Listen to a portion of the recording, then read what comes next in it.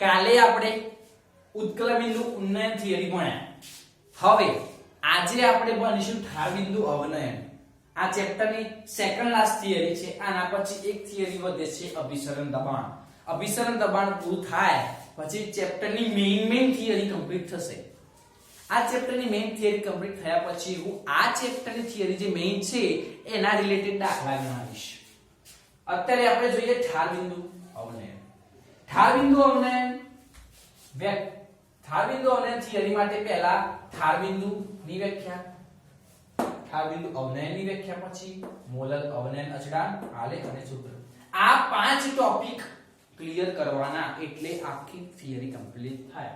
જેમ ઉત્કલ બિંદુમાં હતું, ઉત્કલ બિંદુની વ્યાખ્યા હતી, ઉત્કલ બિંદુ ઉન્નયન હતું, મોલર ઉન્નયન અચળાંક હતો, આલેખ અને સૂત્ર।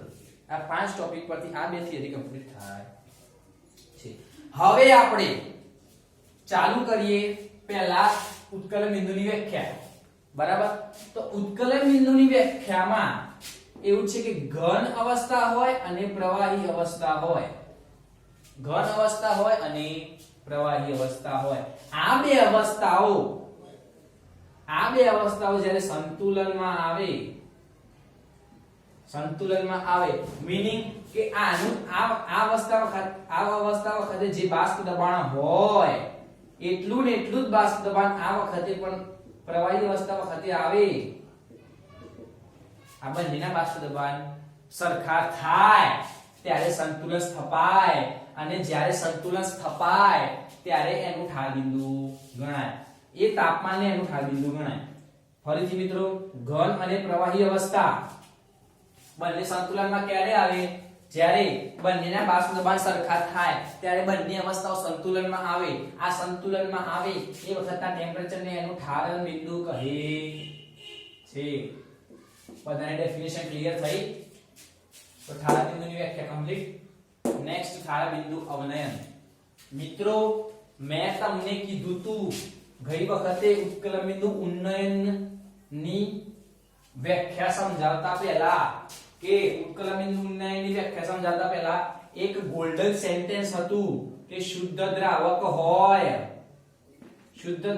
હોય એનું બાષ્પ દબાણ હંમેશા વધારે હોય જ્યારે દ્રાવણનું બાષ્પ દબાણ ઓછું હોય, બરાબર મિત્રો। હવે શુદ્ધ દ્રાવકનું બાષ્પ દબાણ વધારે હોય અને દ્રાવણનું બાષ્પ દબાણ ઓછું હોય, આ કોન્સેપ્ટને લઈને મેં તમને ઉત્કલ બિંદુ ઉન્નયનમાં સમજાવ્યું હતું કે દ્રાવણના ઉત્કલ બિંદુને બાષ્પ દબાણને 1 bar સુધી લઈ જવા માટે વધારે ગરમ કરવું પડે, એ બધું સમજાવ્યું હતું। એ રીતે જ આમાં ઘન અને પ્રવાહી આ બે અવસ્થાઓમાં બંનેના બાષ્પ દબાણ કેવા હોવા જોઈએ? સરખા થવા જોઈએ। બંનેના બાષ્પ દબાણ સરખા થવા જોઈએ। પણ જ્યારે દ્રાવણ બને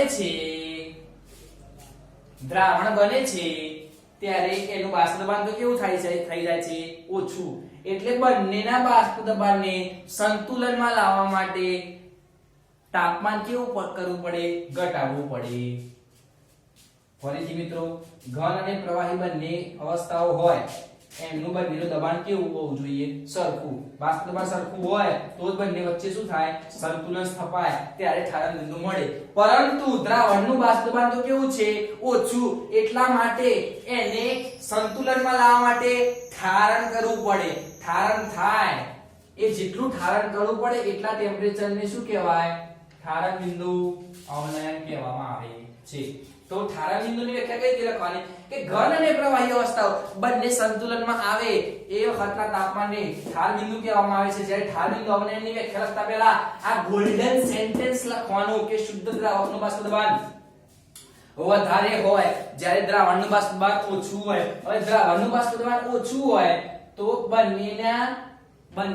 બંને જે હોય બાષ્પ દબાણ એને સરખું કરવા માટે ઠારણ બિંદુ નીચું લઈ જવું પડે છે। એ ઠારણ બિંદુ જેટલું નીચું લઈ જવું પડે એટલા ઘટાડાને ઠાર બિંદુ અવનયન કહે છે। અવનયનનો મીનિંગ થાય ઘટાડો, એટલે ઠાર બિંદુમાં ઘટાડો। મિત્રો, અહીંયા હું લેક્ચર લેતી વખતે અહીંયા ઠાર બિંદુ અવનયની વ્યાખ્યા કે ઠાર બિંદુની વ્યાખ્યા પ્રોપર ડેફિનેશન લખતો નથી. એ બધી તમે ચોપડીમાં જોઈને વાંચી શકો છો.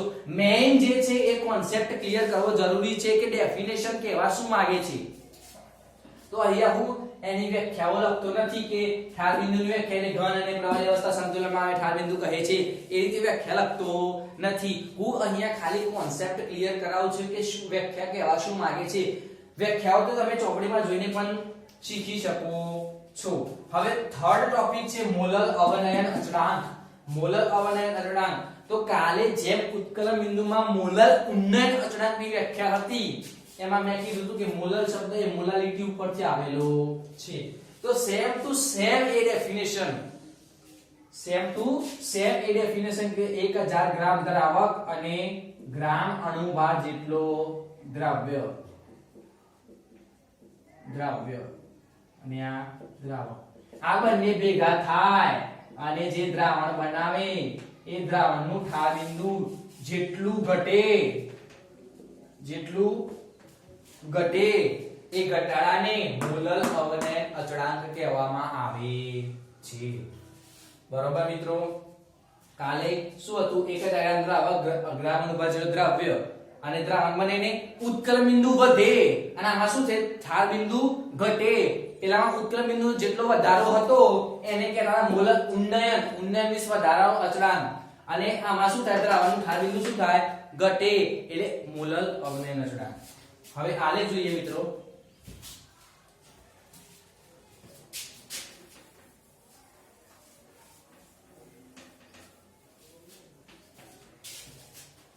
તો આલેખની અંદર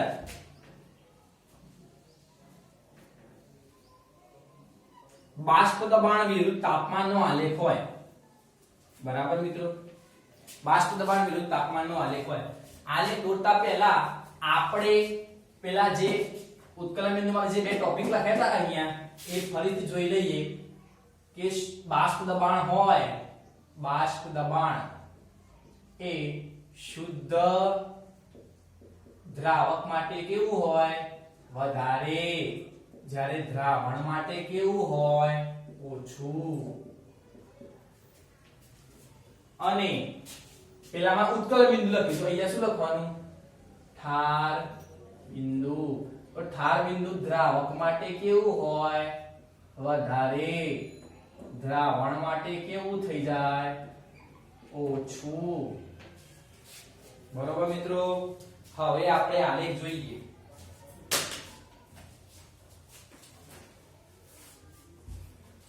તો મિત્રો આલેખ જોવા માટે પહેલા આપણે પેલા આગળની થિયરીમાં ફિક્સ કરી દીધું દ્રાવકનું. ધારો કે મેં દ્રાવકનો પોઈન્ટ અહીંયા ફિક્સ કર્યો. શેનો દ્રાવકનો પોઈન્ટ અહીંયા ફિક્સ કર્યો કે જેનું બાષ્પ દબાણ આટલું છે અને ટેમ્પરેચર આટલું છે. બરાબર મિત્રો. હવે દ્રાવણનું બાષ્પ દબાણ કેવું છે આ દ્રાવકનું ફિક્સ થઈ ગયું. હવે દ્રાવણનું જોવાનું આપણે. શેનું જોવાનું દ્રાવણ. તો જો મિત્રો બાષ્પ દબાણ જોઈએ. દ્રાવણનું બાષ્પ દબાણ કેવું છે. હવે આપણે દ્રાવણનો પોઈન્ટ અહીંયા દોરવાનો છે. કઈ રીતે દોરાશે તો દ્રાવણનું બાષ્પ દબાણ કેવું છે ઓછું. બાષ્પ દબાણની લીટી આ બરાબર. હવે દ્રાવણનું બાષ્પ દબાણ કેવું છે ઓછું એટલે પોઈન્ટ નીચે આવશે. અહીંયાથી આનાથી નીચે આવવાનું કેમ કે બાષ્પ દબાણની લીટી આ છે. હવે દ્રાવણનું બાષ્પ દબાણ ઓછું છે એટલે દ્રાવણનો પોઈન્ટ ક્યાં આવશે આનાથી નીચે. અને ઠાર બિંદુ કેવું છે એ પણ ઓછું એટલે ઠાર બિંદુનું પોઈન્ટ કયો છે આ તો એ પણ ઓછું એટલે આ બાજુ આવવાનું. એટલે અહીંયાથી નીચે અને અહીંયાથી આ બાજુ. મેં શેના પરથી દોર્યો આના પરથી.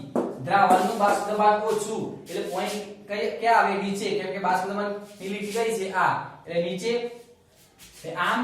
અને ઠાર બિંદુ ઓછું એટલે ઠાર બિંદુની લીટી કઈ છે તાપમાન આ બાજુ એટલે ક્યાં આવશે અહીંથી નીચે અહીંથી આ બાજુ એટલે અહીંયા પોઈન્ટ આવશે. તો આ શેનો આવ્યો દ્રાવક, જ્યારે આ શેનો આવ્યો દ્રાવણ. બરોબર મિત્રો. અને આ છે PF અને આ PF0. મોલર અવનયન અચળાંકને કહેવામાં આવે છે KF. હવે TF અને TF0 વચ્ચેનો જે તફાવત છે કાલના જેવો સેમ ટુ સેમ આલેખ છે, સેમ ટુ સેમ થિયરી છે. પેલામાં ઉત્કલન બિંદુ વધારે હતું એટલે આ પોઈન્ટ ધરાવવા માટે આ બાજુ આવતું હતું, જ્યારે અહીંયા ઠાર બિંદુ ઓછું છે એટલે આ પોઈન્ટ આ બાજુ આવે છે. ડેલ્ટા TF આ બધા સેમ ટુ સેમ જ છે. પેલામાં ખાલી b હતો કેમ કે ઉત્કલનને કહેવાય બોઇલિંગ અચળાંક, એટલે મીન્સ બોઇલ નો b આવતો, અહીંયા f આવે ફ્યુઝન. હવે નેક્સ્ટ છે સૂત્ર. સૂત્રમાં પેલામાં હતું ડેલ્ટા TB ચલે છે m, અહીંયા ડેલ્ટા TF ચલે છે m. ખાલી આ જ ફેરફાર થાય છે. પેલામાં b હતો, અહીંયા f છે. b બોઇલિંગ માટે મીન્સ ઉત્કલન જે ગરમ ટાઈપનું હોય એ ટાઈપ માટે, અહીંયા ફ્યુઝન મીન્સ ઠંડુ મીન્સ ઘટાડા માટે. તો ડેલ્ટા TF ચલે છે કાઢો તો અચળાંક આવે kf m. તો ડેલ્ટા TF kf મોલારિટી નું સૂત્ર પદાર્થનું વજન ગુણ્યા 1000 ભાગ્યા અણુભાર ગુણ્યા દ્રાવકનું વજન ગ્રામમાં. તો અહીંયા ડેલ્ટા TF નું સૂત્ર સાબિત થઈ ગયું મિત્રો. આ હતી ઠાર બિંદુ અવનયનની વ્યાખ્યા. ઠાર બિંદુ અવનયનનું ઠાર બિંદુની વ્યાખ્યા, ઠાર બિંદુ અવનયનની વ્યાખ્યા, આની વ્યાખ્યા, આ અને આ પાંચ ટોપિક ક્લિયર થયા એટલે ઠાર બિંદુ અવનયન થિયરી અહીંયા કમ્પ્લીટ થાય છે. જો મિત્રો તમને મારા વિડિયો પસંદ આવતા હોય, ખબર પડતી હોય તો આને લાઈક કરો, શેર કરો, સબસ્ક્રાઇબ કરો અને બેલ આઇકન પર ક્લિક કરો. જો આમાં ખબર પડતી ના હોય તો કોમેન્ટ કરીને મને જરૂર જણાવશો, અથવા મારો WhatsApp નંબર 7984300882 પર WhatsApp પર કરી શકો છો. WhatsApp કરશો તો તમારા બધા પ્રશ્નોનું સોલ્યુશન આપી દેવામાં આવશે. બરાબર મિત્રો, તો અહીંયા આપણે ઠાર બિંદુ અવનયન પૂરું કરીએ છીએ. હવે આપણે નેક્સ્ટ થિયરી જઈશું, અભિસરણ દબાણ.